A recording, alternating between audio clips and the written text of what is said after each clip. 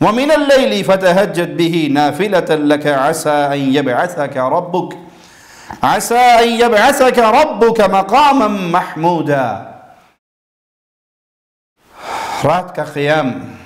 تہجد کی نماز بڑی عظمت والا، بڑے فضل والا عمل ہے۔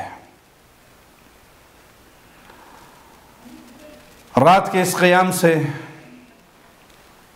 رب کے سامنے آنسو بہانے سے، رب کو پکارنے سے انسان کے زندگی کے غم ہی ختم نہیں ہوتے، آخرت کے غموں کا مداوع بھی یہی ہے۔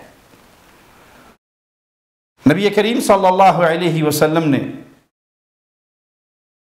سیدنا عبداللہ بن عمر کے بارے میں فرمایا تھا کہ نعم الرجل، بہت اچھا ہے ہاں اگر یہ رات کا قیام نہ چھوڑے تو۔ اس کے بعد ابن عمر رضی اللہ عنہما نے زندگی بھر کبھی رات کا قیام نہیں چھوڑا۔ اور جب رمضان کا موسم ہو، رمضان کا مہینہ ہو جس میں نیکیاں ویسے ہی اجر و ثواب میں بہت بڑھ جاتی ہیں، تو اس قیام کا پھر اپنا ہی مزہ ہے اور اپنا ہی اجر ہے۔ آئیے رسول کریم صلی اللہ علیہ وسلم کا فرمان سنتے ہیں، صحیح بخاری اور صحیح مسلم میں ہے، من قام رمضان ایمانا واحتسابا غفر له ما تقدم من ذنبه۔ جس نے رمضان کے روزے رکھے اور قیام کیا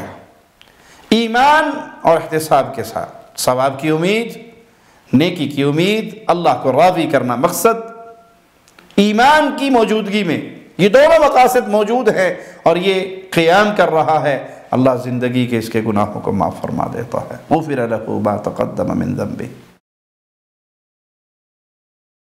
اپنی بات کو پھر دہراؤں گا کہ ایمان شرط ہے، توحید شرط ہے، عقیدے کی اصلاح شرط ہے،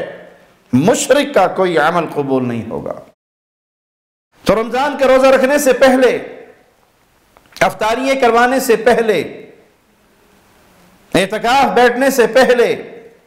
اللہ کے لیے عقیدے کی فکر کر لیجئے، توحید کو سمجھ لیجئے۔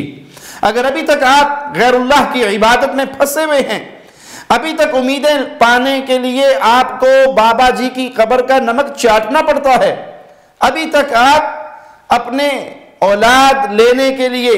مردوں کے دروں پہ جا کر خاک چھانتے ہیں اور ان کو پکارتے ہیں، ان کو دستگیر، مشکل کشا و حاجت روا سمجھتے ہیں، بیماریوں سے شفا پانے کے لیے ان کے مزارات سے کالے دھاگے، کڑے، چھلے، بندریے، تعویذ، گنڈے اپنے گلے میں ڈالتے ہیں، بازو پر پہنتے ہیں، بچوں کے پاؤں میں ڈالتے ہیں،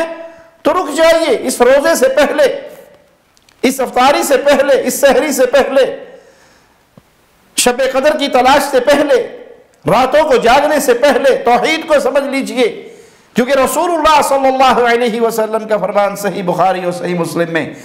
من صام رمضان ایمانا واحتسابا، من قام رمضان ایمانا واحتسابا۔ قیام اور صیام کے ساتھ شرط ایمان ہے، بلکہ زندگی کی کوئی نیکی اس وقت تک نیکی نہیں بنتی جب تک ایمان موجود نہ ہو۔ ہاں، حالت ایمان میں اخلاص کے ساتھ ثواب کی امید سے آپ نے قیام کیا، تراویح پڑھی، تو زندگی کے گناہوں کو اللہ مالک اپنی رحمت سے معاف فرما دے گا۔ نبی کریم صلی اللہ علیہ وسلم رؤوف الرحیم اپنی امت سے کتنا پیار کرتے ہیں، کتنی آسانی کی۔ فرمان مصطفیٰ کو سنیے، انہ من قام مع الامام حتی ینصرف کتب له قیام لیلہ، اور یہ روایت ابو داؤد میں 1375، جس نے امام کے ساتھ قیام کیا یہاں تک کہ امام نے اپنا قیام ختم کر دیا، اب وہ امام 1 گھنٹہ، 1.5 گھنٹہ، 2 گھنٹہ، آدھا گھنٹہ، جتنے دیر بھی اس نے قیام کیا، لوگوں نے اس کے ساتھ قیام کیا اور اسی کے ساتھ قیام ختم کیا، اللہ اس کو رات بھر کے قیام کا ثواب فرما دیتا ہے۔ تو یہ رمضان کی مبارک راتوں میں رات کے قیام کو معمولی نہ جانیے، یہ آپ نے تھوڑی دیر عبادت کی، قیام کیا، اور ساری رات کا قیام کا ثواب اللہ نے آپ کے نام اعمال میں لکھ دیا۔ سیدنا ابو ذر بیان کرتے ہیں، سمنا مع رسول اللہ صلی اللہ علیہ وسلم، ہم نے پیارے نبی صلی اللہ علیہ وسلم کے ساتھ رمضان کے روزے رکھے اور آپ نے ہمیں قیام نہیں کروایا، یہاں تک جب رمضان کی 7 راتیں رہ گئی فقام بنا حتى ذهب ثلث الليل، تو نبی کریم صلی اللہ علیہ وسلم نے ہمیں قیام کروایا یہاں تک کہ رات کا 1/3 حصہ گزر گیا، پھر چھٹی رات آپ نے قیام نہیں کروایا۔ فلما كانت الخامسة قام بنا حتى ذهب شطر الليل، پھر جب 5ویں رات آئی تو آپ نے ہمیں قیام کروایا اور آدھی رات تک قیام کرواتے رہے۔ میں نے کہا اے اللہ کے نبی صلی اللہ علیہ وسلم، اگر آپ ہمیں اور تھوڑی دیر قیام کروائیں، رات ابھی پڑی ہے کافی، اگر اور آپ ہمیں قیام کروائیں، تو نبی کریم صلی اللہ علیہ وسلم نے فرمایا ان الرجل اذا صلى مع الامام حتى ينصرف حسب له قیام لیلہ،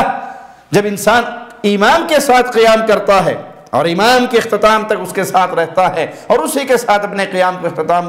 کرتا ہے تو اس کے لیے رات بھر کا قیام لکھ دیا جاتا ہے۔ پھر آپ صلی اللہ علیہ وسلم نے چوتھی رات قیام نہیں کروایا۔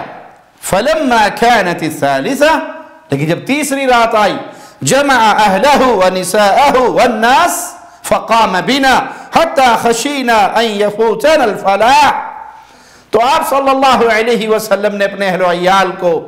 اپنی بیویوں کو اکٹھا کر لیا، لوگوں کو اکٹھا کیا اور پھر ہمیں قیام کروایا، یہاں تک اتنا قیام کروایا کہ ہم یہ سمجھے کہ ہم فلاح کو نہیں پا سکیں گے۔ قلت وما الفلاح قال السحور، سائل نے پوچھا فلاح سے کیا مراد ہے؟ تو کہا اس سے مراد سحری کا کھانا، یعنی آپ نے رات کا اکثر حصہ پھر قیام کے اندر گزارا اور پھر اس کے بعد باقی مہینے کے ایام اس میں آپ نے قیام نہیں کروایا۔ تو یہ پیارے نبی صلی اللہ علیہ وسلم سے ثابت ہے۔ تراویح کی نماز، اسے تراویح کہہ لیں یا رات کا قیام کہہ لیں یا تہجد کہہ لیں، یہ رسول اللہ صلی اللہ علیہ وسلم کی سنت سے ثابت ہے۔ آپ ڈر گئے کہیں مسلمانوں کے یہ ذوق اور شوق رہا تو کہیں یہ اہل ایمان پر فرض نہ ہو جائے، تو اپنی امت کے ساتھ رحمت والا معاملہ کرتے ہوئے آپ نے اس کو پورے مہینے نہیں پڑھایا۔ لیکن جب آپ صلی اللہ علیہ وسلم فوت ہو گئے، ابو بکر صدیق کے دور میں ایسے ہی رہا، سیدنا عمر کے دور میں ایسے ہی رہا، پھر سیدنا عمر نے ایک امام پر سب کو اکٹھا کر دیا۔ کیوں؟ نبی کریم صلی اللہ علیہ وسلم کی وفات کے ساتھ شریعت پوری ہو گئی، اب شریعت کا کوئی حکم نہیں آ سکتا۔ یہ ڈر تو آپ کی زندگی میں تھا کہ کہیں یہ فرض نہ ہو جائے، جب آپ فوت ہو گئے الیوم اکملت لکم دینکم، یہ آرڈر آسمان سے آ گیا تو اب فرض ہونے کا خطرہ ٹل گیا۔ شب گریزاں ہوگی آخر جلوائے خورشید سے، یہ چمن معمور ہوگا نغمائے توحید سے،